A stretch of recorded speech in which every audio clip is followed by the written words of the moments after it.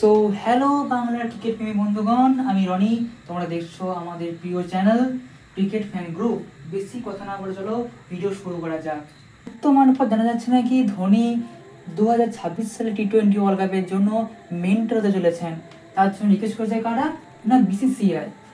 তো ধোনি আমরা জানি 2022 সালে ভারতীয় ক্রিকেটের টি-20 ওয়ার্ল্ড কাপের জন্য তিনি মেন্টর হয়েছিলেন, কিন্তু তার মেন্টরশিপে ভারতীয় ক্রিকেট দল অতটাও ভালো পারফরমেন্স দিতে পারেনি।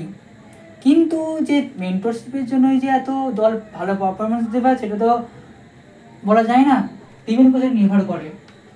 কিন্তু যদি আজ বা এখন বা 2026 সালে টি-20 ওয়ার্ল্ড কাপের জন্য ধোনি মেন্টরশিপ পায় বা মেন্টরশিপ করে, আর তার সাথে গৌতম গম্ভীরের যে হেড কোচের যে ট্যালেন্ট, এই দুটো ট্যালেন্ট যদি একসাথে মিশে যায় তাহলে ভারতীয় ক্রিকেট দল আরও বিস্ফোরণ করা শুরু করবে। তার সাথে বর্তমান টি-20 ক্রিকেট দল, ভারতের ক্রিকেট দল যে পারফরমেন্স দিচ্ছে সেটা ধামাকা করে দিচ্ছে। যার সাথে খেলুক 200-র উপরে 250-র উপরে রান যাচ্ছে।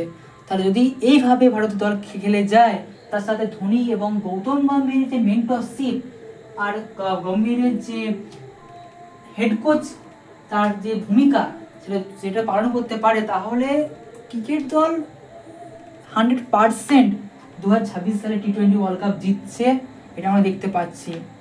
যদিও গৌতম গম্ভীর এবং ধোনির মধ্যে একটা মতভেদ থাকে বা আছে দেখতে পাচ্ছি বর্তমানে, কিন্তু তারা যদি ক্রিকেট দলের হয়ে ভাবে তারা সেটা বন্ধ হয়ে যাবে। আর ভারত ক্রিকেট দল একটা বিশ্বের সর্বোচ্চ একটা স্থানে পৌঁছে যাবে।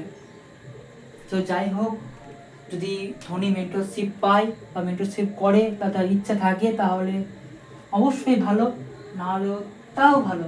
কারণ বর্তমানে টি-20 ওয়ার্ল্ড কাপ দল অবশ্য অনেক ভালো করছে।